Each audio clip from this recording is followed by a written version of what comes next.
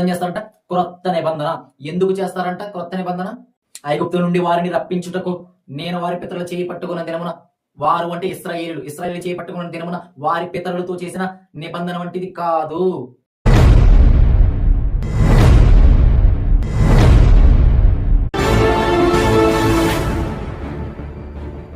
మన ప్రభువును మన రక్షకుడైన యేసుక్రీస్తు శ్రేష్టమైన నామములో మీ అందరికీ వందనాలు. ఈరోజు క్రీస్తు సంబంధిత ప్రవచనాలు అనే అంశం మీద ఇది రెండవ వీడియో.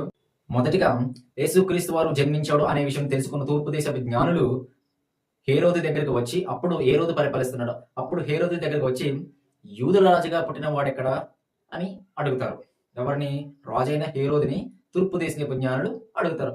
అప్పుడు రాజైన హేరోజు అప్పుడు ప్రధాన యాజకులను, శాస్త్రులను అందరినీ పిలిపించి క్రీస్తు ఎక్కడ పుట్టినని వారిని అడగగా వారు యోదయ బెత్లెహేములోనే అని చెప్పారు. క్రీస్తు ఎక్కడ పుట్టాడంట? యోదయ బెత్లెహేములోనే క్రీస్తు పుట్టాడంట.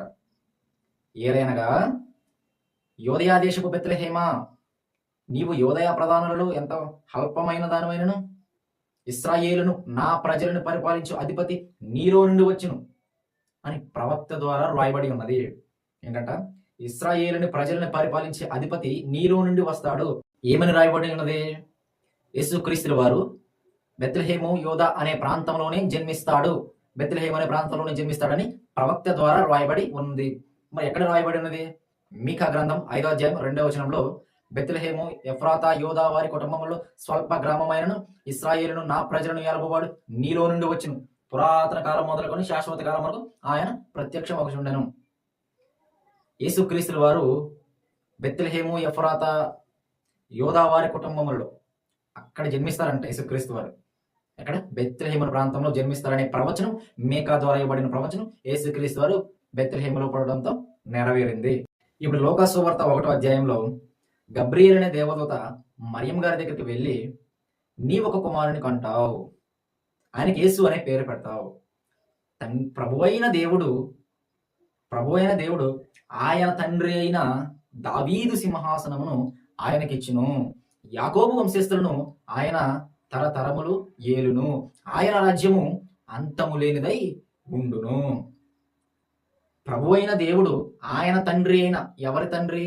పుట్టబో అని అతని తండ్రి. గబ్రియేల్ దేవత చెప్పింది కదా యేసు అని పేరు పెడతామని. ఆయన యొక్క తండ్రి అనగా యేసుక్రీస్తు వారి యొక్క తండ్రి. ఎవరి తండ్రి? దావీదు. ఈ యొక్క దావీదు యొక్క సింహాసనాన్ని ఎవరికి ఇస్తారంట? యేసుక్రీస్తు వారికి ఇస్తారంట. ఎవరు ఇస్తారంట? ప్రభు అయిన దేవుడు దావీదు సింహాసనాన్ని యేసుక్రీస్తు వారికి ఇస్తారు అనేది వాగ్దానం చేశారు. మరి ఎక్కడది చూద్దాం. ఇప్పుడు ఈ విధంగా ఉంటుంది. యెహోవా నాకు ఇలాగ సెలవిచ్చుచున్నాడు, దావీదునకు నీతి చిగురు పుట్టించును. దావీదునకు నీతి చిగురు పుట్టించును, అతడు రాజై పరిపాలన చేయును. ఎవరు? నీతి చిగురు. దావీదు కాదు, నీతి చిగురు రాజై పరిపాలన చేయును. అతడు వివేకముగా నడుచుకొనుచు కార్యము జరిగించును, భూమి మీద నీతి న్యాయములను జరిగించును. ఆ దినములలో యోదయ వారు రక్షణ పొందుతారు. యెహోవాయే మనకి నీతి అని అతనికి పేరు పెట్టుదురు. ఎవరికి? దావీదునకు పుట్టించిన నీతి చిగురునకు. ఈ ప్రవచనం ఎక్కడుంది? ఇక్కడ ఇర్మియా గ్రంథంలో ఇవ్వబడిన ప్రవచనం గబ్రియేల్ అనే దేవదూత అక్కడ చెప్తుంది. ప్రభుదూత యోసేపునకు ప్రత్యక్షమయ్యి, హేరోదు ఈ శిశువుని చంపాలని చూస్తున్నాడు, ఇక్కడ నుంచి ఐగుప్తులోనికి వెళ్ళిపో అని ప్రభుదూత చెప్తారు. ఎందుకు? హేరోదు ఆ శిశువుని చంపాలని చూస్తున్నాడు. ఎవరిని? యేసుక్రీస్తు వారిని చంపాలని చూస్తున్నాడు కాబట్టి ఐగుప్తునకు వెళ్ళిపో. అప్పుడు యోసేపు మరియమ్మ గారిని ఆ శిశువుని వెంట పెట్టుకొని ఐగుప్తులోనికి వెళ్తారు. ఐగుప్తులో నుండి నా కుమారుని పిలిచిన అని ప్రభువు తన ప్రవక్త ద్వారా పలికిన మాట నెరవేరినట్టు ఇదంతా జరిగింది. మరి ఎక్కడ పలికారు అంటే ఈ ఐగుప్తులోనికి వెళ్తారు, ఐగుప్తుల నుండి నా కుమారుని పిలిచేదను అనే ప్రవచనం ఎక్కడ ఇవ్వబడింది? హోషేయ గ్రంథం 11వ అధ్యాయం 1వ వచనంలో ఈ విధంగా ఉంటుంది. ఉండగా నేను అతని ఎడల ప్రేమ కలిగి ఐగుప్తుల నుండి నా కుమారుని పిలిచితిని అనే ప్రవచనం హోషేయ గ్రంథంలో ఇవ్వబడిన ప్రవచనం. ప్రభు దూత రాజైన హేరోదు చంపాలని చూస్తుండగా యోసేపు మరియమ్మ గారిని వాళ్ళిద్దరిని వెంట పెట్టుకొని ఐగుప్తులోనికి వెళ్తారు. అప్పుడు ఐగుప్తుల నుండి నా కుమారుని పిలిచిన ప్రవచనం ఇక్కడ నెరవేరింది. రాజైన హెరోదు తూర్పు దేశపు జ్ఞానుల్ని పంపిస్తారు కదా, ఆ విషయం యేసుక్రీస్తు వారికి సంబంధించిన విషయం అంతా పరిష్కారంగా తెలుసుకోండి, తెలుసుకున్న తర్వాత నేను వచ్చి ఆయనను పూజిస్తాను అనే విషయం చెప్తారు కదా. అప్పుడు ఈ తూర్పు దేశంలో ఆయన దగ్గరికి వెళ్ళి ఆయనకి మొక్కి, ఇప్పుడు ఈ విషయం అనేది హేరోదికి తెలియపరచడం అనేది మంచిది కాదు అని వాళ్ళు వేరే మార్గాన వాళ్ళు వెళ్ళిపోతారు. అప్పుడు ఈ రాజైన హేరోదికి ఈ తూర్పు దేశ జ్ఞానులను అపహసించారు అనే విషయం తెలుసుకుని ఆ బెత్లెహేము ఆ చుట్టుపక్కల ఉన్న ప్రాంతాలలో సుమారు 2 సంవత్సరాలు తక్కువగా ఉన్న పిల్లలందరినీ వధించేస్తారు. అప్పుడు ఒక ప్రవచనం నెరవేరుతుంది, ఈ విధంగా వధిస్తాడు అనే ఒక ప్రవచనం నెరవేరుతుంది. రామాలో అంగలార్పు కలిగను, ఏడ్పును మహారోదనను వినబడిను. రాహేలు తన పిల్లల విషయమై ఏడ్చుచు వారు లేనందున ఓదార్పు నొల్లక నుండెను. ఓదార్పు ఎక్కడే పడింది మీరు అని ప్రవక్త అని ఇర్మియా ద్వారా చెప్పబడినట్లు ఎలా నెరవేరును. ఎక్కడ చెప్పడం మరి ఇర్మియా గ్రంథం 31 అధ్యాయం 15 వచనం. రామాలో అంగలార్పు వినబడిను, ఓర్పును మహారోదనను కలిగిన. రాహేలు తన పిల్లల విషయమై ఏడ్చుచు వారు లేనందున ఓదార్పు నొల్లకుండెను అని అక్కడ చెప్పబడిన ప్రవచనం అనేది రాజైన హేరోదు ఆ 2 సంవత్సరాల గల పిల్లల్ని చంపేయడం వలన ఇక్కడ నెరవేరింది. ఇది ప్రాముఖ్యమైనది. నేను ఇశ్రాయేలు వారితోను యోధా వారితోను క్రొత్త నిబంధన చేయు దినములు వచ్చిచున్నవి, ఇదే యెహోవా వాక్కు. ఏం చేస్తారంట? క్రొత్త నిబంధన. ఎందుకు చేస్తారంట క్రొత్త నిబంధన? ఐగుప్తు నుండి వారిని రప్పించుటకు నేను వారి పితరులు చేయి పట్టుకున్న దినమున, వారు అంటే ఇశ్రాయేలు చేయి పట్టుకున్న దినమున వారి పితరులతో చేసిన నిబంధన వంటిది కాదు. నేను వారికి పెనిమిటినై ఉన్నప్పటికీ వారు నా నిబంధనను భంగము చేసిరి. ఇదే యెహోవా వాక్కు.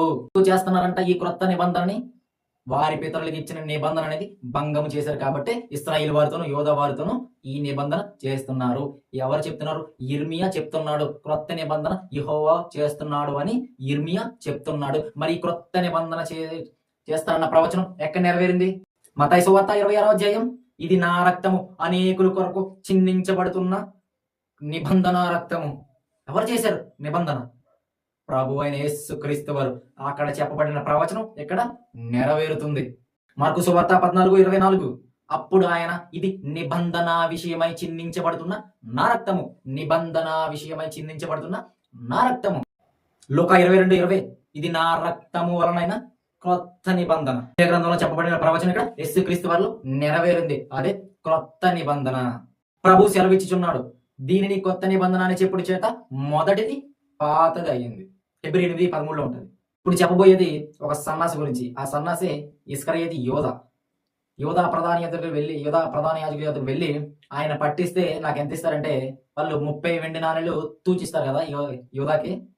ఆ ప్రవచనం అనేది జకర్యా గ్రంథం 11వ అధ్యాయం 12వ వచనంలో ఏమని ఉంటుందంటే, మీకు అనుకూలమైతే నా కూలి పండి, లేదంటే మానండి. అప్పుడు వాళ్ళు 30 వెండి నాణేలు తూచిస్తారు. ఇక్కడ చెప్పబడిన ప్రవచనమే అక్కడ యేసుక్రీస్తు వారిని అప్పగించడానికి ఆయన తీసుకున్న విషయంలో నెరవేరుతుంది.